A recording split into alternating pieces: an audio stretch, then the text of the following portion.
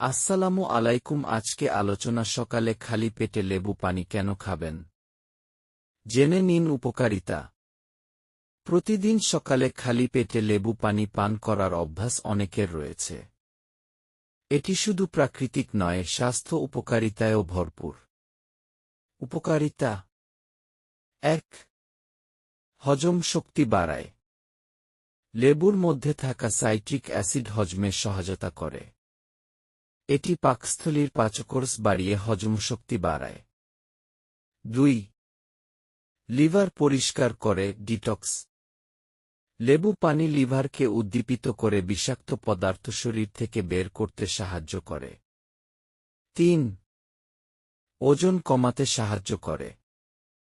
লেবু পানিতে থাকা পেকটিন ফাইবার ক্ষুধা নিয়ন্ত্রণে রাখে, ফলে অতিরিক্ত খাওয়া কমে ও ওজন কমে।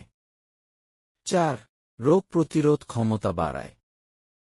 ভিটামিন কে এর ভালো উৎস হিসেবে এটি রোগ প্রতিরোধে সাহায্য করে, বিশেষ করে ঠান্ডা ও সর্দিতে। ৫. ত্বক উজ্জ্বল করে। লেবুতে থাকা অ্যান্টিঅক্সিডেন্ট ত্বকের দাগ দূর করে এবং ত্বক মসৃণ ও উজ্জ্বল রাখে। ৬. কিডনি স্টোন প্রতিরোধ করে। লেবুর সাইট্রেট উপাদান কিডনির পাথর গঠনে বাধা দেয়। ৭. মুখের দুর্গন্ধ দূর করে। লেবুর অ্যাসিড মুখের ব্যাকটেরিয়া দূর করতে সহায়তা করে। কিভাবে তৈরি করবেন?